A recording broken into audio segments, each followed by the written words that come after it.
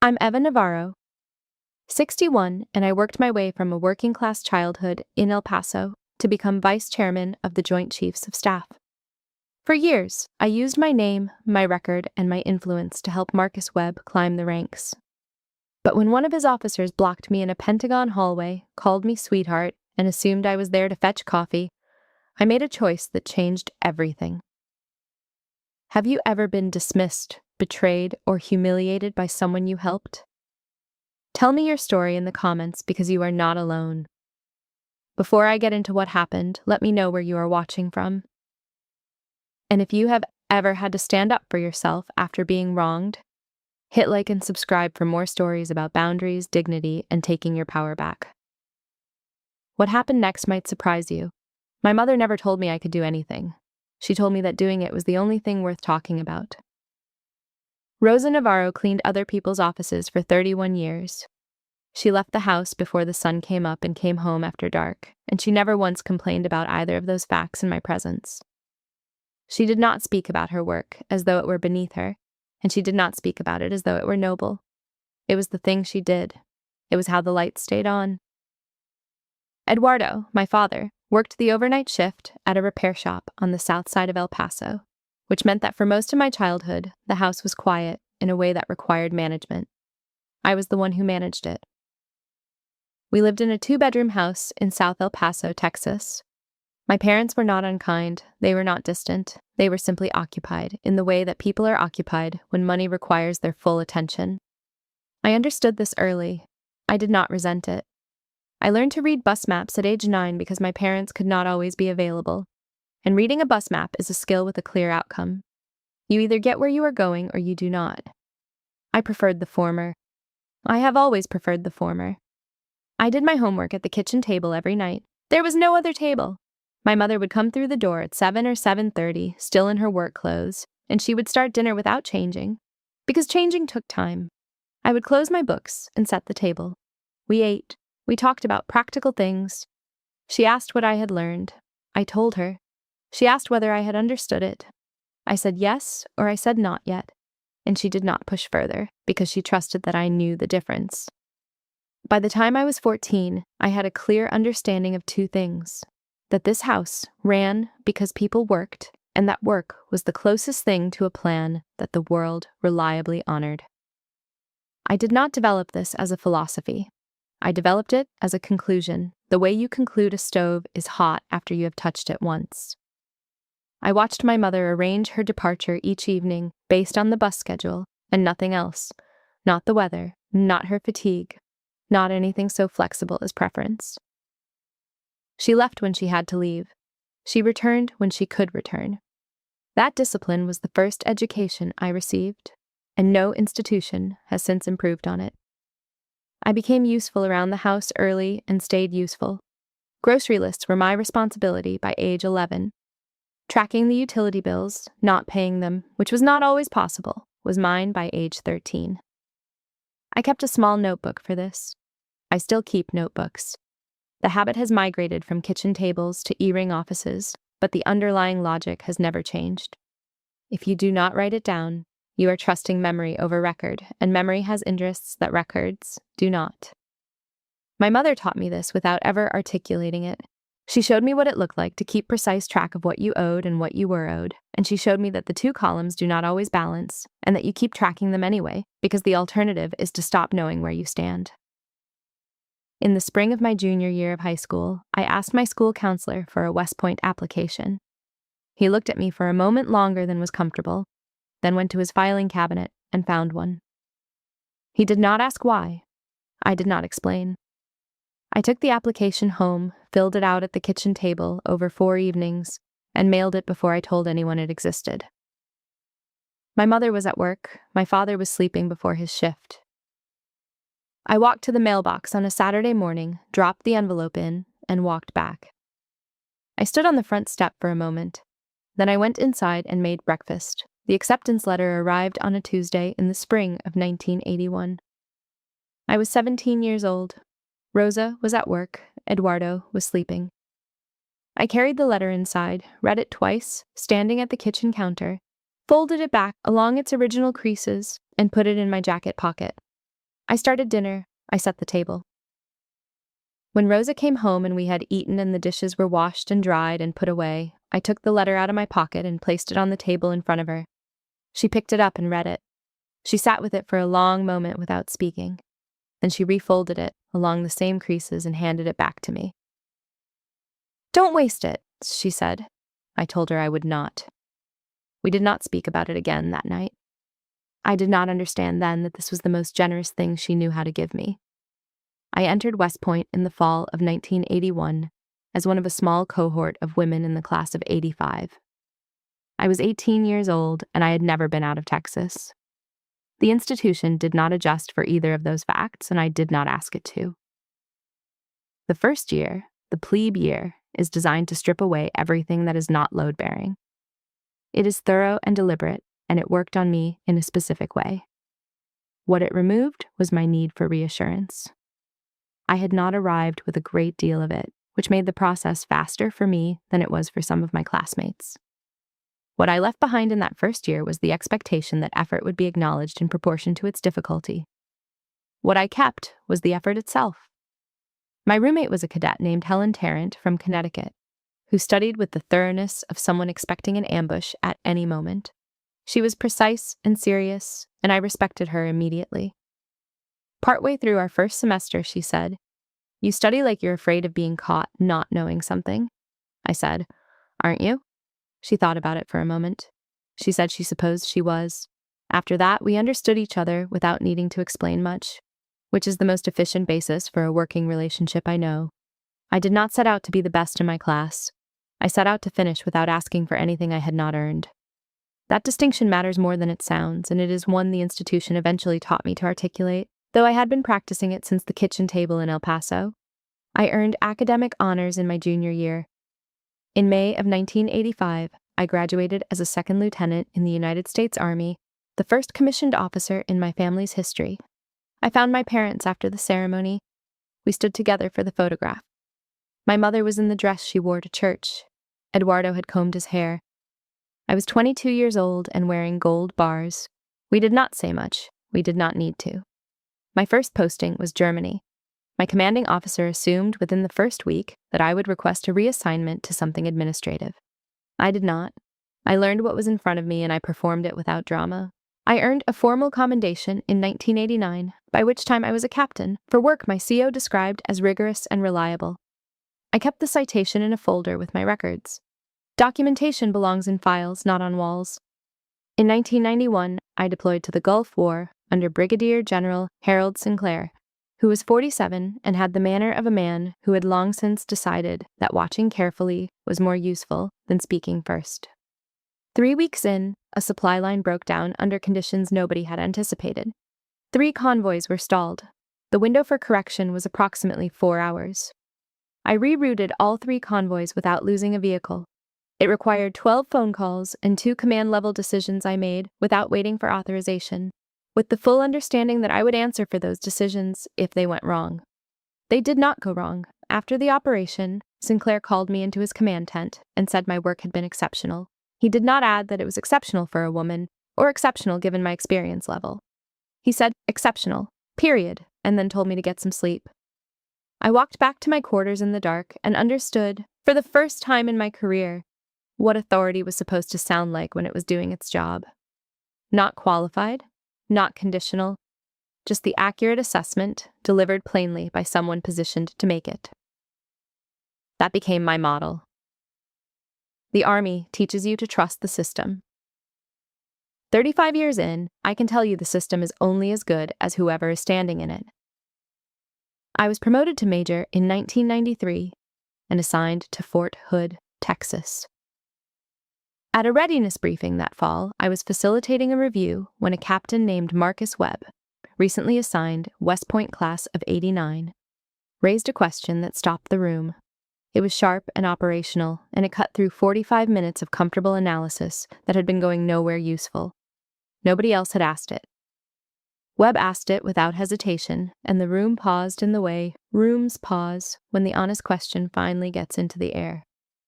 After the briefing, I walked the question back with him in the corridor. We stood in the hallway and talked for 40 minutes. I gave him a reading list. He said he had already read 2 of the books. I asked which 2. He told me. I said, start at the 3rd. You think the question was naive? He asked. I think it was the only honest question in the room, I said. Start there. We walked out of the building in opposite directions, me with a briefing folder, him with a reading list. Neither of us looked back. I recognized real ability because there was real ability to recognize. I was not wrong about Marcus Webb. That is what makes what followed so precise a thing to have to account for. I was wrong about what ability, by itself, predicts. Between 1993 and 2003, I wrote 3 formal recommendation letters for Marcus Webb. Not emails, not verbal endorsements, passed through a handshake, not the kind of informal advocacy that leaves no trace. Letters, on record, with my name attached to his career at every significant promotion board during those 10 years. The first was when he was competing for O4 against an officer with more seniority and marginally less instinct. I wrote it because I believed in the instinct. The second was for O5, when the board was inclined to delay and his candidacy needed a voice that carried institutional weight. I was that voice. I extended it deliberately. The third, in 2008, was the letter that opened his O7 candidacy when it would not otherwise have been seriously considered. I wrote it because I had spent 15 years building a case, and I believed the case. In addition to the letters, I introduced Webb to Harold Sinclair, which was not an incidental thing. Sinclair's name moved doors and rooms, and I opened one of those doors for Webb, specifically and deliberately. I advocated for his placement on a joint task force in 2001, placing his name in front of a senior officer who was building a command structure and who needed people with real operational instincts. That single action was the most significant professional favor I have ever extended to another person. I did it because I believed his success could reflect the army I wanted to build. I believe this the way you believe something when the evidence has been consistent and the person in front of you has not yet given you reason to question the pattern. Each time he thanked me. Each thank you became slightly more formal than the last, slightly shorter, slightly more administrative in its language, as though gratitude were being processed through a mechanism that removed the personal elements before delivery. I noticed this. I noticed the way his calls became less frequent, and then infrequent, and then, at some point I could not precisely locate, stopped. I filed what I noticed. I told myself that careers produce distance, and distance was not the same as ingratitude, and this was true enough that I continued. A mentor does not require reciprocal investment to continue mentoring. Or so I told myself in those years, and I was right, technically speaking, in the way that a technically accurate statement can carry you past the point where you should have stopped and asked a harder question. I didn't mentor Marcus Webb because I wanted something from him. I did it because I thought he'd be the kind of general who remembered how he got there. In 2003, I deployed to Iraq as a colonel, commanding a support brigade. Before I left, I placed Webb's name in front of the officer building the Joint Task Force, the favor I mentioned, extended at the moment when I was about to become unavailable and would not be in a position to follow up. While I was in country, Webb was promoted to colonel. He sent 3 lines through official channels 6 weeks after the announcement. When I returned in 2005, we spoke on the phone for 11 minutes. He thanked me. He did not ask about the deployment, or about what a year in Iraq had produced in me as a commander, or about what the work of getting 3 convoys through a broken supply chain in 4 hours had meant to the logistics officers under my command. He asked one general question, received one general answer, and closed the call with the efficiency of a man who has decided what duration courtesy requires. He did not call after that. Neither did I. Neither of us remarked on this, which was its own kind of remark. You learn more about a person in their silence than you ever do in the letters they write. In 2008, I was promoted to Brigadier General, the first female Brigadier General in my division. Webb had received his first star months earlier, on the strength of the letter I had written for his O7 board. He attended my promotion reception. He spoke to me for 3 minutes while holding a plastic cup of punch and left before the formal photographs were taken. He did not say goodbye to me when he left. I noticed. I catalogued it alongside the other noticings and turned to the next conversation. On my way back to the table, I was approached by a lieutenant colonel named Diane Reyes. She was 37, straight-backed, with the posture of someone who had made a decision before she crossed the room. She said she had read my record and had formally requested a transfer to my staff. No preamble, no context offered. Just, I asked to be transferred to your staff. I looked at her and said, "Then you know what I expect." She said, "Yes, ma'am." That was enough. Harold Sinclair retired that year and sent me a handwritten letter in 3 paragraphs. I kept it. By 2012, I was a major general, and Reyes was my colonel chief of staff. Webb was still a brigadier general, and the calls from him had stopped years before. He was promoted to major general in 2014. I read it in the Pentagon bulletin on a Tuesday morning. He did not notify me. I noted this the way you note a data point that confirms a pattern you have been tracking for years, without surprise, without satisfaction, with the clean acknowledgement that the record is consistent with the hypothesis. In 2016, Reyes returned from a joint working group hosted by Webb's team and sat across from my desk and reported, in the clinical documented manner I had trained her toward, what one of Webb's captains had said to a female lieutenant colonel during a classified brief. The captain had told her she was in the wrong room. She had her access badge and her orders in hand. She was in the correct room. She had always been in the correct room. The captain had looked at her and made an assumption and acted on it, and no one in that room had corrected him. That was the detail that mattered. Not that one captain had said the wrong thing. That was a failure of situational awareness by one person. That no one had corrected him. That was a failure of culture by an entire directorate. I listened to the full account without interrupting. Then I told Reyes to put it in writing. "Write it down," I said. "Date, time, names, all of it." She did. The document went into a folder I had opened in 2012 after a separate incident that Reyes had reported from a different working group. The folder was not large. It did not need to be large to be significant. Significance is a function of what the documents describe, not of how many there are. The culture in Webb's offices was structural, not incidental. It was the kind that does not announce itself in policy statements or memoranda. It announces itself in corridors, in the easy assumption of a captain who tells a lieutenant colonel she is in the wrong room, in the reflex laughter of men who have never been corrected and therefore continue to act as though correction is not something that applies to them. Webb had not built this culture deliberately. I want to be precise about that, because precision matters here. He had not done it intentionally. He had done it by not noticing, and not noticing, at the level of authority he held over those years, is itself a choice.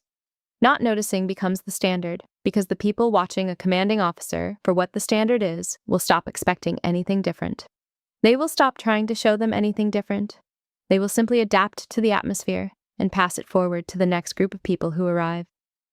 I sat at my desk past 2,300 hours, reading Reyes's incident report. I added it to the folder. I closed the drawer. I had a 0600 run the next morning and a brief at 0800.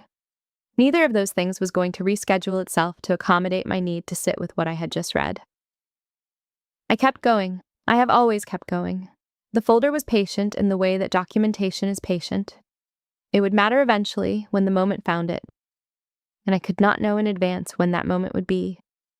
It turned out to be a Thursday morning in March of 2024, in 45 seconds in a corridor, in a way I had neither planned for nor requested. That is not always how it works, but that is how it worked. On the morning of March 14th, 2024, I was 61 years old and vice chairman of the Joint Chiefs of Staff. I had served for 39 years, Germany, Kuwait, Iraq, and Washington, in that sequence, with rotations and assignments and reviews and briefings in every gap in between. I had commanded a support brigade in a combat theater. I had advised 3 secretaries of defense. I had testified before the Senate Armed Services Committee 11 times. I had been confirmed for the second highest uniformed position in the United States military. On that Thursday morning, I was walking toward an elevator at approximately 0840 hours in a charcoal civilian suit. My briefing badge inside my jacket and no rank insignia visible on the outside of my clothing, because the meeting ahead was a classified session in a sensitive compartmented information facility. And the protocol for that session did not require insignia in the corridor leading to it. This is a standard protocol. It is not unusual. I have dressed this way for SIF briefings for more than 20 years. I had been awake since 0530. I had run 4 miles. I had reviewed the briefing materials for the morning session, which concerned an overseas operation with active components and a decision timeline that had been discussed in the Joint Chiefs in the days prior. I had read 2 cables and eaten breakfast before 0800. I was not preoccupied. I was not distracted. I was moving efficiently toward an elevator in a building I had worked in various capacities, for the better part of 2 decades. I knew this building the way you know a building when you have spent years inside it, including its rhythms, its hierarchies, the way sound moves differently in some corridors than others, the people who belong in certain hallways, and the people who are temporary. A man stepped into my path. He was a major, newly promoted 6 months earlier, 6 months into his first Pentagon assignment. His name, as I would learn shortly afterward, was Daniel Thorne. He was 35 years old, assigned to the Army Liaison Directorate under Major General Marcus Webb. His aide, a first lieutenant named Aaron Kessler, was a step behind him. Thorne had scanned the corridor in the way that people scan corridors when they are looking for context about their own position in a room, reading the space, reading the people in it, deciding who requires what response. He looked at a woman in a civilian suit with no visible badge clipped to her lapel, and he made a decision in approximately 2 seconds, and he acted on the decision by stepping directly into my path. He said, "Coffee runs are down the hall, sweetheart." He said it loud enough for Kessler to hear. Kessler laughed. I did not move. I did not speak. The calculation I made in that moment was not emotional, and it was not slow. It was the calculation of a person who has been making it for decades. That a major in a corridor does not require a response from me. That meeting his assumption with my credentials only centers the wrong party and extends the moment past the point where it needs to go. And that the corridor contained considerably more information than Thorne had yet managed to process. I had nothing to prove to him. I had somewhere to be. I had been in hallways exactly like this one for 39 years. And I had learned, over the course of those years, that the most powerful response is frequently silence held in a posture that does not apologize for itself. I waited. Around the corner came General Mark Holloway. He is a 4-star general, the chairman's escort officer, and a man who has known me for more than 20 years.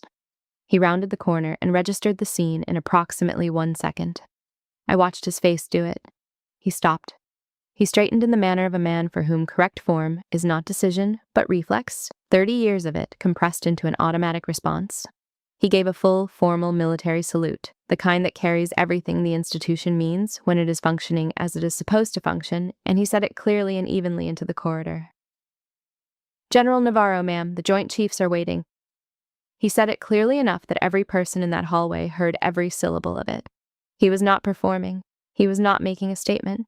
He was following protocol, because that is what you do when you encounter a superior officer, and protocol does not adjust itself based on the clothing that superior officer happens to be wearing. Thorne's face went white. Kessler took a full step backward from Thorne, as though proximity to the man had become something worth reconsidering immediately. I looked at Holloway, thanked him by name, and walked past Thorne toward the elevator without ever looking at him directly. The doors closed. I rode up to the skiff level. The doors opened and I walked to the briefing and took my seat. Mark Holloway has known me for 22 years. His salute was not a statement. It was just protocol. The briefing began at 0900 as scheduled. I took my seat at the table. The overseas operation debrief proceeded on schedule. I spoke twice, asked 4 questions, and approved a course of action recommendation before noon. The morning I had had in the corridor was not mentioned in that room. It did not need to be. Inside that room, the title does the work that the corridor had tried to render invisible. In that room, I am the vice chairman. I am not a coffee run. I have never been a coffee run. It would be convenient if that were the whole story. I moved through the briefing the way I have moved through every briefing for 39 years. Present, precise, attentive to the actual problem in front of me. Which in that room was an overseas operation with a decision timeline, not a major in a corridor. I have decades of practice moving from the hallway moment into the room moment without the seam showing. This is not exceptional self-control. It is the discipline of 40 years, applied thousands of times in dozens of buildings, in the service of a job that does not pause because someone in a corridor made an incorrect assumption about who you are. I later learned that by 1400 hours, Thorne had found my name. Kessler came across the room to Thorne's desk and said quietly, "Sir?" I looked it up. She's the vice chairman. Thorne was already at his screen. He read the campaign decorations. He read the command positions. He read the Senate confirmation. He read 39 years of service laid out in the flat, sequential language of an official record. Campaign after campaign, assignment after assignment, rank after rank. "I know," he said. No dramatic confrontation, no corridor encounter. Just a man at his desk with a biography he should have consulted before stepping into someone's path. The biography had been available all morning. It had been available for years. He simply had not thought to look. I later learned that by 1700 hours, the incident had moved up the chain. Webb was informed of what his major had said, and to whom. He sat alone in his office for 6 minutes. His aide later noted the duration. 6 minutes of quiet before he called Thorne in. Before Thorne entered, Webb said to his aide, "Close the door. Make sure no one's in the hallway." The conversation was described afterward as grim. Thorne left the office looking straight ahead, jaw set, and walked down a corridor that now appeared to him to be longer than he remembered it being that morning. I returned from the skiff briefing at approximately 13:30 hours on the afternoon of March 14th, 2024, and asked Reyes to close the door to my office. She sat down across from my desk and I told her what had happened that morning. I told it once, in order, without embellishment, the way I would file a report on someone else's incident. Date, time, sequence, parties present, precise language used. Reyes listened without interrupting. She does not manage your feelings while you are in the middle of transmitting information to her. She does not ask clarifying questions that are actually redirections, or offer observations that are actually reassurances in disguise. She waits for the complete picture before she responds to any part of it. This is one of the things I value most about her. When I finished, she asked whether I wanted a formal report submitted that night. I said I would think about it overnight. I said I wanted to know before morning what Webb had known about the culture in his directorate, and when he had known it, what had been visible to him and what he had chosen, consciously or otherwise, not to address. "Do you want his name on paper tonight?" she asked. "Not tonight," I said. "Tonight I want to know what Webb knew." She nodded, picked up her notes, and left without further question. Diane Reyes has been my chief of staff for 12 years. She does not pat my hand. She does not reframe situations to make them more comfortable. That is precisely why I chose her in 2010, when she arrived as a transfer to my staff with her record clean and her manner direct, and it is why I have kept her in that role ever since. I stayed in the office until nearly 1900 hours. I cleared my desk of what could be cleared and left what could not. I drove back to my quarters in the dark. The Pentagon area at night is quieter than people imagine, though it is never entirely quiet. There are always lights in the E-ring, always someone finishing a cable or a brief, always someone for whom close of business arrived and departed without particular significance. I have never found this depressing. I have always found it honest. Work that requires this kind of attention does not stop at a fixed hour, and I have always respected that about the building, even on the nights when I would have preferred it otherwise.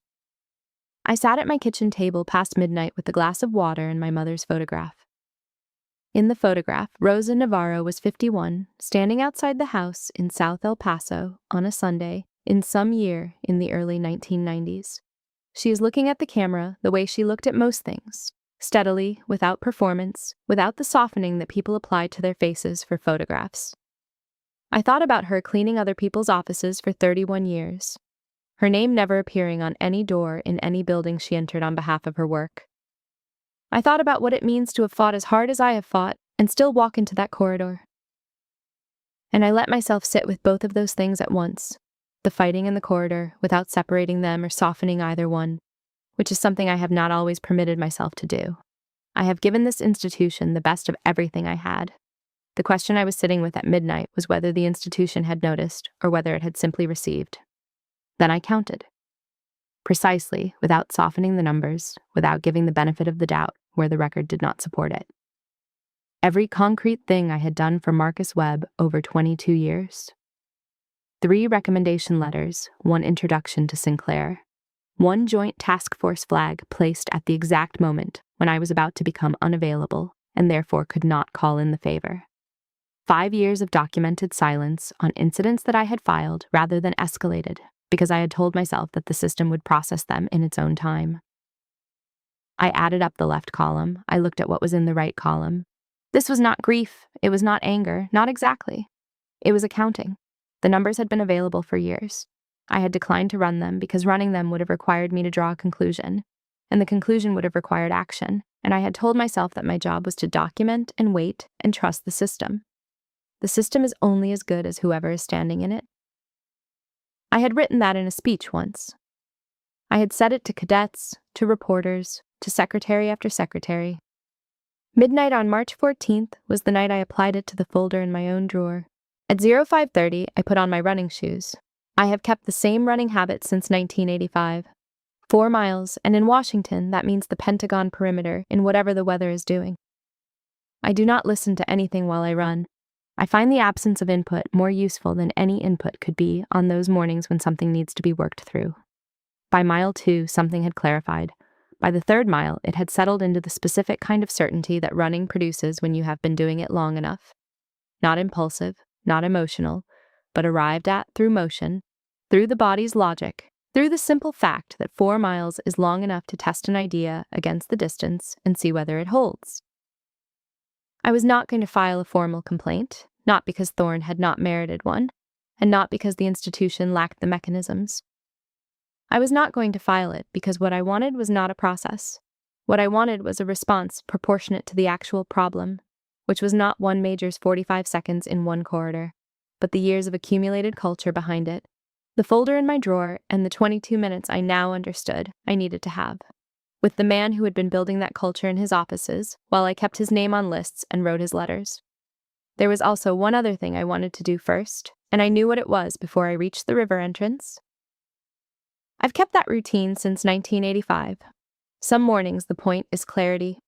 This was one of those mornings. I arrived at my office at 0800. I told Reyes I would not be filing a formal complaint. She paused. She had prepared the paperwork overnight because that is what she does when she anticipates a next step. I did not apologize for the change in direction. I explained. I wanted a handwritten note on Thorne's desk before he sat down at his desk that morning. 3 words. I wrote it myself, on heavy cardstock, in the blue ink I reserved for personal correspondence, the same blue ink I have used to sign every personal letter since my first command assignment, because consistent practice in the small things is the only way the small things stay meaningful. I sealed the envelope, wrote nothing on the outside of it, and handed it to Reyes. Then I opened my 0800 brief. I want this on his desk before he sits down, I said. She looked at the sealed envelope for a moment. 3 words, she said. He'll understand them, I said. That's the point. She walked out with the envelope. I turned to the brief. I did not think about the corridor again that morning. The corridor had already said everything it needed to say. The note would say the rest. Those 2 things, together, were the response that the situation required. Not more, not less. Not arranged to produce a particular result in a particular career, but arranged to say the true thing in the true amount of space. I later learned that the envelope arrived on Thorne's desk at 0852 on Friday, March 15th, 2024. Kessler brought it over, sealed, no sender name on the outside, no identifying marks.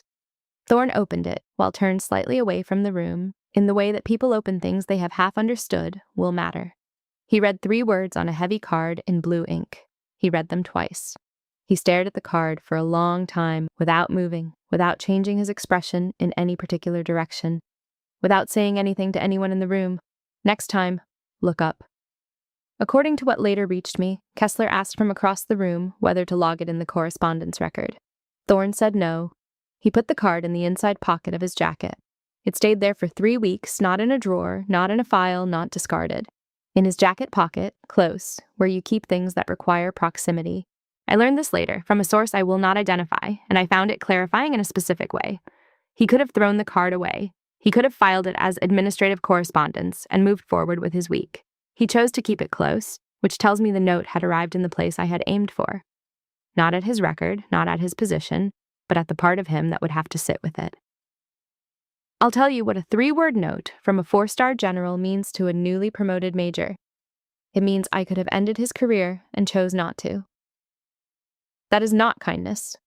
That is a different kind of power, and it is more durable than a formal reprimand because a formal reprimand tells a person what the institution thinks of what they did. A 3-word note in blue ink tells a person what the institution thought of them. The difference is significant. The story of the Thursday corridor began moving through the Pentagon building in the days following the incident. No press release, no formal report. I had not filed one, and no one else had filed one. What moved it was the thing that always moves information in that building, the people who were present. 2 officers who had been in that hallway when Holloway saluted were talking, because people who witness something like that talk, and they talk to people who talk to people, and the Pentagon processes information faster than any official channel can move it. By Wednesday, March 20th, the version circulating was accurate in every detail. A major from Webb's directorate had told me to get coffee. I had stood still, said nothing, and then walked past him after Holloway's salute without ever looking at him directly. People kept returning to the last part. Not the salute, which was protocol, the not looking, the understanding, visible in the moment, that she had never needed to look. The Pentagon runs on information.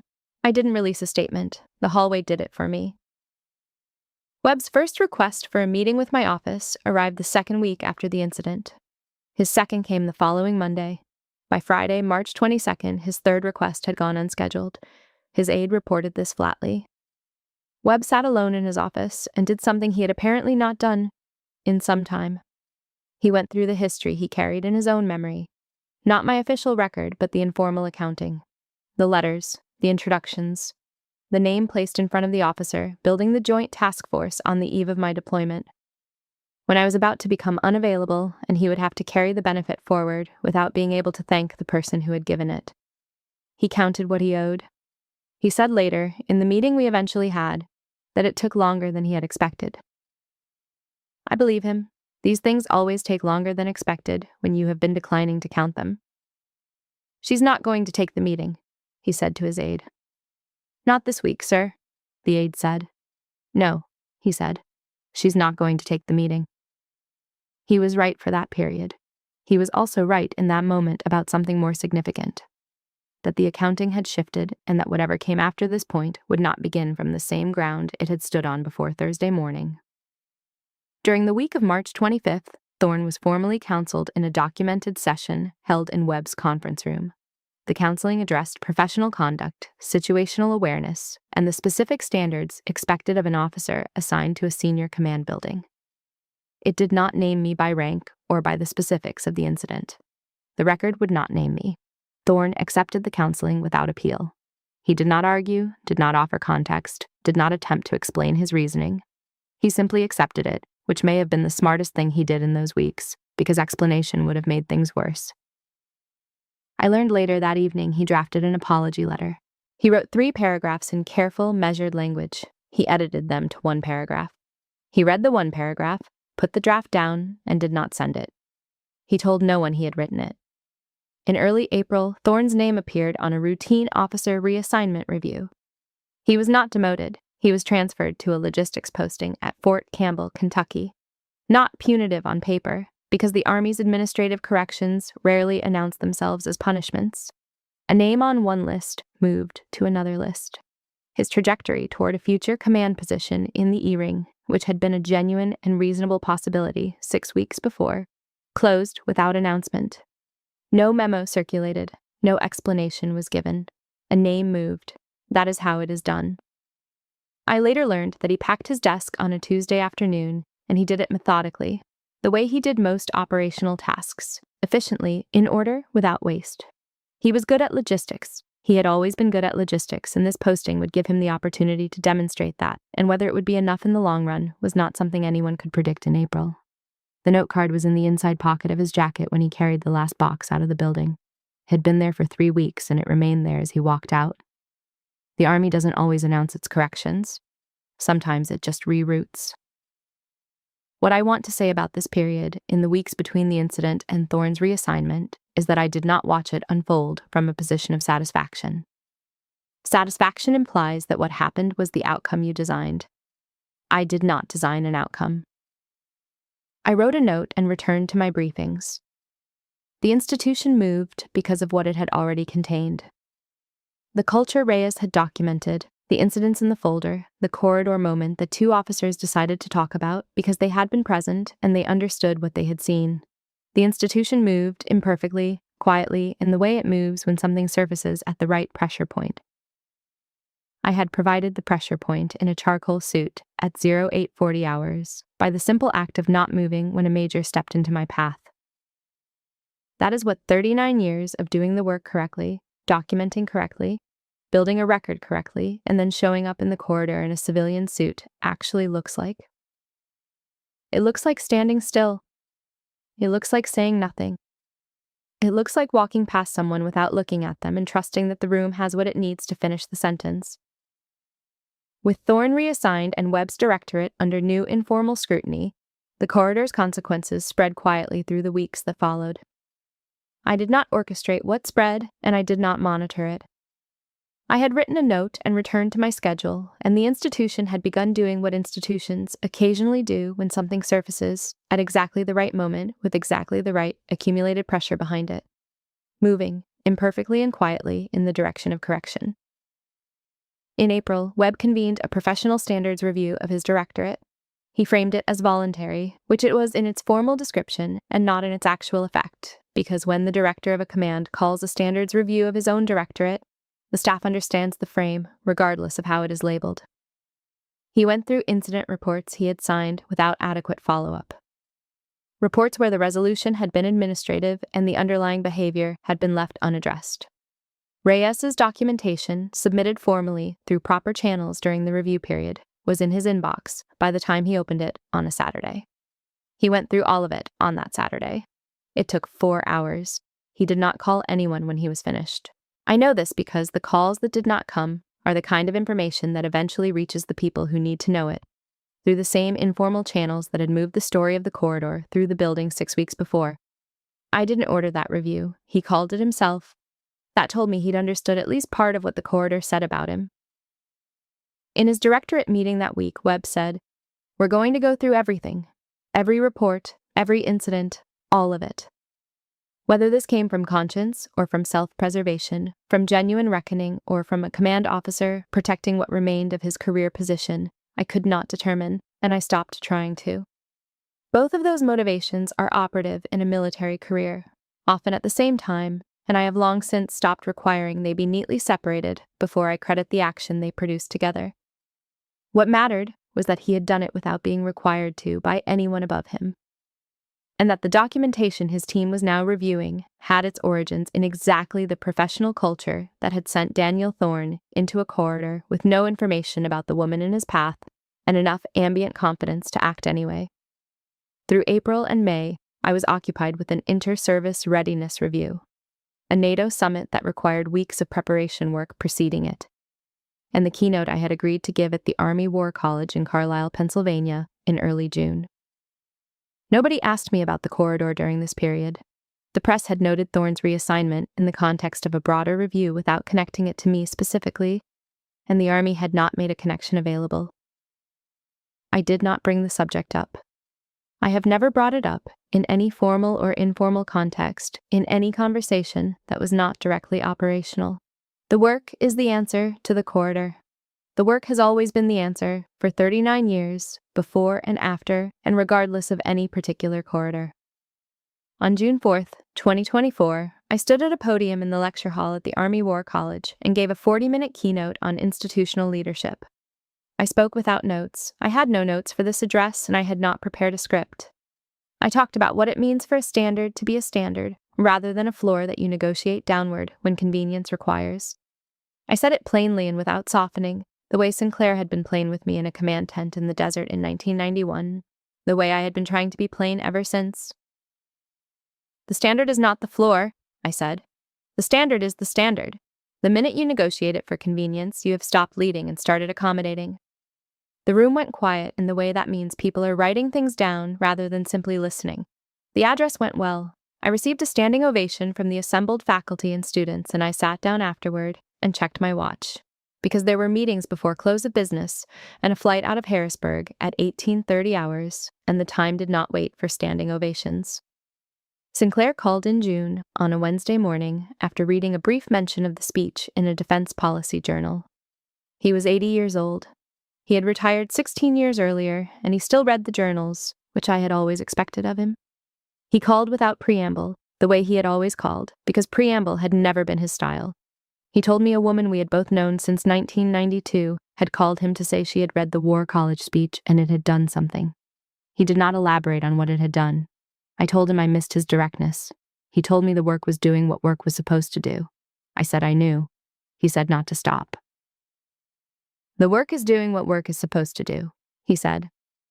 I learned that from someone who wasn't very patient about it, I said. He laughed. It sounded exactly as it had sounded in a command tent in the desert 33 years before. I held that for a moment before I let the conversation end. By late June, I learned that Thorne had been at Fort Campbell for 6 weeks. He was running supply chain reviews. He was good at it. He had always been good at logistics, and the posting, whatever its origins, gave him work that suited his capabilities. On his own time, I learned later, he had been going through the Army's equal opportunity training modules, not because he had been required to. On his own time, he had not reached out to my office. He did not know whether he ever would or whether it was appropriate to. I decided, somewhere in the weeks between March and June, that tracking his course correction was not my work and was not my responsibility. The corridor had said what it needed to say. The note had said the rest. Whatever Thorne became after that, whether he became a better officer, whether he came to understand why the assumption he had made was a failure of attention rather than just a failure of etiquette, that was the work he would have to do for himself. In Kentucky. Without my attention on the process, I never found out whether he became a better officer. I decided that wasn't my work to track. The corridor said what it needed to say. The note said the rest. I landed back at Reagan National after the War College address on a Tuesday evening. Reyes met me at the car on the tarmac because she always meets me when the logistics allow it. She had a folder with the week's priority items. Neither of us mentioned the speech or what had come before it or what might come next. We had 3 briefings before close of business the following day and a cables review before 0800 the morning after. That was the conversation we had on the drive-in from the airport, and it was the right conversation. In late June, Webb's 3rd request for a meeting with my office was finally approved through normal scheduling channels. I want to be precise about that. It moved through standard scheduling because I do not manage my calendar as a punishment mechanism, and I do not use unavailability as a form of communication when there is something that needs to be said directly. The meeting was placed for 22 minutes. I met him in my conference room, not my private office. The conference room is the appropriate setting for a meeting with a major general from a separate directorate, and I did not deviate from that framing. I was professional. I was brief. I said what I had arrived at on a running route in the dark in March, what I had been refining in the weeks since, and I said it without escalation and without softening. Webb thanked me for taking the meeting. He was a man who had grown up in the Army the way I had, knowing that the formalities matter and that they contain real meaning when they are meant, and I could hear in the way he said it that he meant it. I acknowledged it and moved forward. He said he did not know how to apologize for something that had built itself over 15 years without him noticing. I told him that not noticing was precisely the problem, that he does not get to be absent for 15 years and then be surprised by what the absence produced in the people who were watching him for what the standard was. I said this without heat. I had burned through whatever heat there was on a kitchen table at midnight in March, and what was left was precision. I should have said something years ago, he said. I didn't. I don't know how to account for that. You start by not asking me to make it easier for you to do it, I said. He did not respond. There was nothing useful to say in response to an accurate statement delivered to the person it most accurately describes. He sat with it. I let him sit with it. I told him I was not angry with him. I told him I was done being angry with him, and I made the distinction explicit because it was a real one. The absence of anger is not the same thing as forgiveness. It is something further down the road, or perhaps on a parallel road that does not intersect forgiveness at all, or perhaps it is simply the state you arrive at when you have spent enough time holding something that weighing it has stopped telling you anything new. I was done. I had run the accounting at midnight on March 14th, and I knew the numbers, and I was done carrying the weight of the discrepancy. That is a different thing from offering forgiveness, and I did not offer it, and he did not ask for it, which was the correct shape for the meeting. I told him I would not be recommending him for further advancement. I said this not as punishment, but as a statement about what my recommendation means and who is responsible for maintaining that meaning. I have signed my name to his advancement 3 times over 22 years. Each time, my name carried a weight beyond his individual record. Each time, I made a judgment that the weight was being placed correctly. I am no longer in a position to make that judgment in his favor. My recommendation is my responsibility. I will not extend it where I cannot stand behind it with the entirety of what I know. He nodded. He said he had expected that. He left at the 22-minute mark. His aide was waiting in the corridor outside the conference room. I told Marcus Webb I was done being angry with him. That was true. What I didn't say was that the absence of anger is not the same thing as forgiveness. It is just further down the road.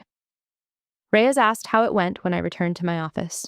She asked simply, without staging the question with context or framing. Just, how did it go?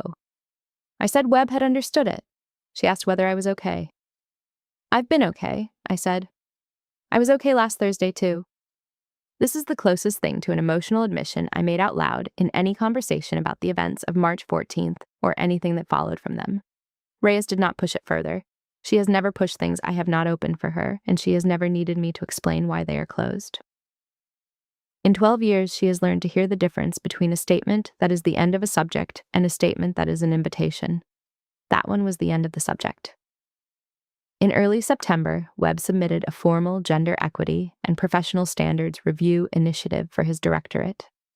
He framed it as a proactive leadership measure. No one had required it of him.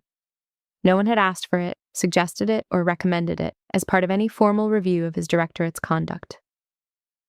I received it as a senior routing addressee on a Monday morning, the way I receive dozens of routing documents each week. I read it. I read it with the same attention I give everything in my inbox. I signed the acknowledgement that I had received it. I sent it back through the standard channel. I said nothing about it to anyone in my office or outside it. Whether that initiative came from conscience or from calculation, from genuine reckoning with what his directorate had produced over the years, or from the self-preservation instinct of a commanding officer who had understood what the corridor had exposed, I could not determine, and I did not attempt to. I have spent enough of my career attempting to determine the interior motivations of men who act in ways that benefit the institution, and I have found the determination less useful than simply noting the action and moving forward. The action was real. The initiative was on record. The culture in his directorate would be examined by him, by the people his initiative brought in, and by whatever came out of that examination. That is more than what existed before March 14th. The 22 minutes in the conference room had produced something. Not enough to alter the record of 15 years, not enough to undo what the folder in my drawer still contained. Not enough to restore what had been spent in those years of letters and introductions and deliberate silence.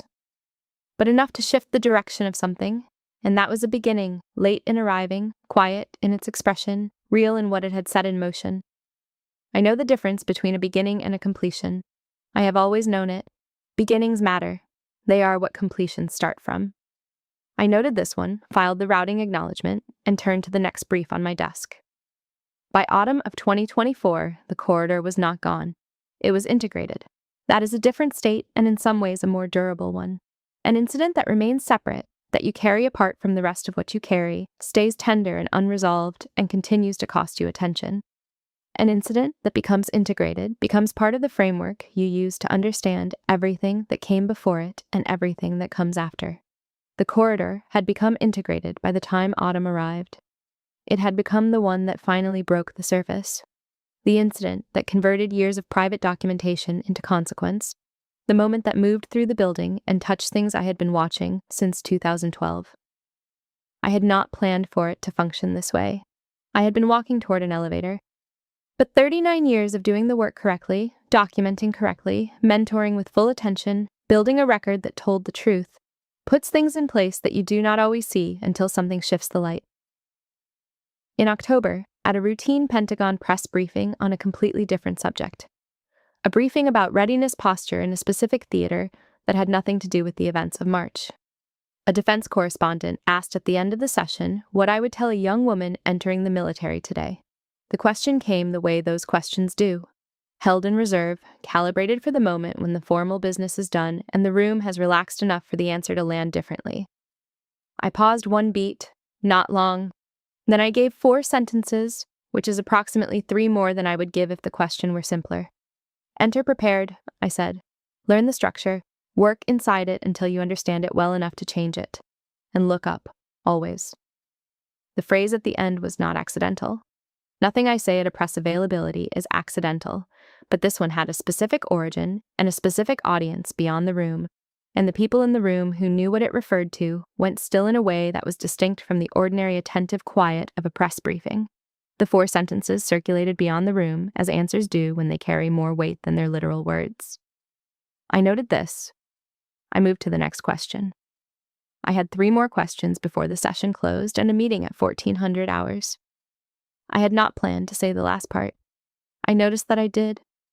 In late October, working alone in my office past 2000 hours on a night when the cables were light and the briefings were done, I thought about what my tenure as vice chairman contained that could not be found in any formal document. The institutional knowledge that exists in judgment rather than regulation. The architecture of this role that lives in the person holding it and transfers only person to person, or not at all. I thought about the next vice chairman, whoever that would be, and what they would need to know that I could not put in a transition document. I opened a new document on my computer. I typed the first line of something. I did not give it a title, and I did not decide what it was going to be. I saved the file and closed my computer. I did not open it again for 2 weeks.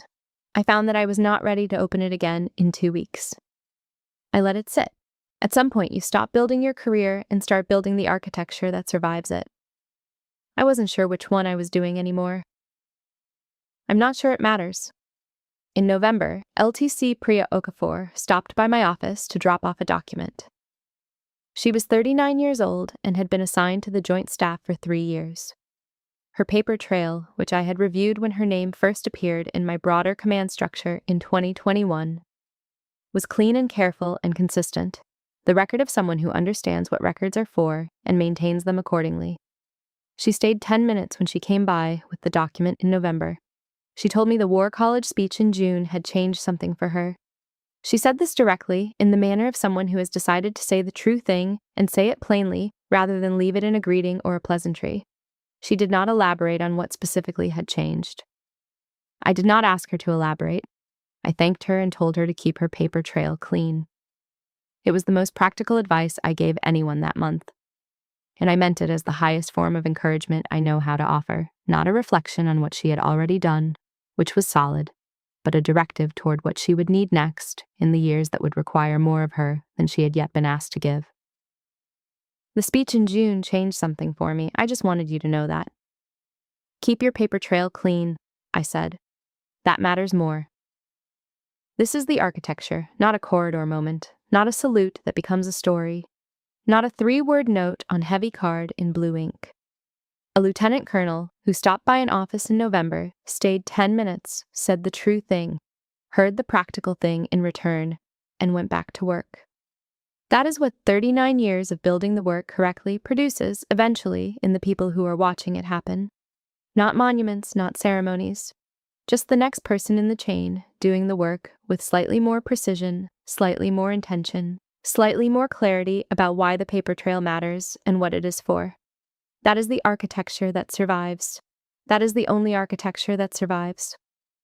On a cold November morning, I ran my usual route in the pre-dawn dark, 4 miles in the cold, the way I have kept doing since 1985.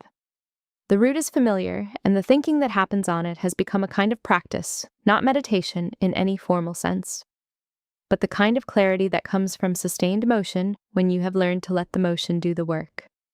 I thought about the years remaining in this building, and this role, and this uniform, which I had put on for the first time at 22 years old at a ceremony where my mother wore the dress she saved for church. 2 years, perhaps 3, not many more. I was not sorrowful about the finitude. I was something else. A feeling I had been carrying since sometime in the summer, unnamed, that was not satisfaction because the work was not complete, and not readiness because I was not yet finished, but something that occupied the space between them, in the territory where you understand that an ending is approaching and you have not yet decided what the ending is for. I stopped at the river entrance for 30 seconds on the way back in, not looking at anything in particular, just standing still at the river entrance in the November dark in a way that I allow myself in small doses at specific moments when the work pauses long enough to notice where I am. Then I walked inside. The word for what I was feeling was still not available to me, but it was closer than it had been in September, and it was closer than it had been the morning after the corridor. These things arrive in their own time. I've given this building 39 years. By my count, that's enough to have earned a feeling I don't have a word for yet. I'll find it. On January 10th, 2025, I drove to West Point to address an incoming cadet group at an off-the-record career mentorship session, the kind of session where I can say what I actually think without the management that formal public addresses require, without the awareness of the transcript. I had agreed to the session months earlier, in the fall, when my schedule showed a rare alignment of availability and West Point's calendar. I did not know when I agreed what it would feel like to stand in that room on that particular January morning with 64 cadets in front of me and the Hudson Valley outside the windows in the cold. Thayer Hall in January is cold in the way of the Hudson Valley in winter, a cold that feels older than the building, older than the institution, a cold that has been doing this longer than anyone in the room and would prefer you acknowledge that before asking anything of it. 64 cadets, 19 of them were women. I noted the number before I looked at anything else in the room. I have always noted the number. The number has been changing across 4 decades, slowly in some years and faster in others, and the rate of change matters, and I have been keeping track of it since I was one of the women being counted. I stood without notes and gave 40 minutes of the most honest professional account I have offered in public in years. I told them about Germany, where my commanding officer had assumed within 1 week that I would request a reassignment to something administrative. I told them what it felt like to not make that request, and what it looked like in practice, and why it mattered that the record would show I had not. I told them about Kuwait in 1991 and what Brigadier General Harold Sinclair said to me in a command tent in the desert when I had done something correctly and he had named it, plainly, without addition or subtraction, just exceptional. I told them that this would be, in their careers, both rarer and more significant than they could currently understand. I told them, without names, because names were not the point, about a man I had built for 15 years, professionally and deliberately, with full investment of my career capital and my professional reputation, and what I had learned when the structure I had built did not return what I had put into it. I did not frame this as a cautionary story about ingratitude. I framed it as a lesson about precision, about the difference between investing in a person's ability and investing in the assumption that ability predicts character. I told them the Army would ask everything of them. I told them to go ahead and give it. I have given the same advice for 30 years. Do the work. Be the person who shows up. Keep your paper trail clean. And look up, because the hallway is always about to teach you something you weren't expecting. They wrote things down. The 19 women in the room wrote things down, and so did most of the men.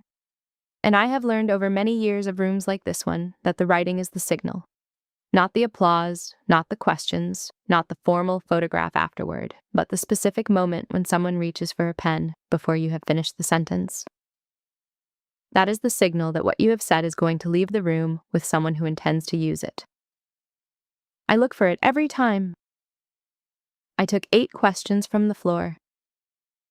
The last question came from a cadet near the back of the room, a young woman, maybe 18, who had waited through 7 other questions with her hand occasionally raised and pulled down again, recalibrating each time before she finally left it up and I called on her. She asked, "How do you know when to walk away?"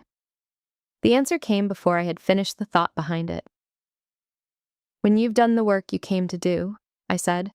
"Not before." She wrote it down. The room held still for a moment, not the emptiness of a pause, but the weight of a moment that the room recognizes as complete. When I walked out of the lecture hall, Harold Sinclair was waiting in a side office off the main corridor of Thayer Hall. He was 80 years old. He had driven from Virginia.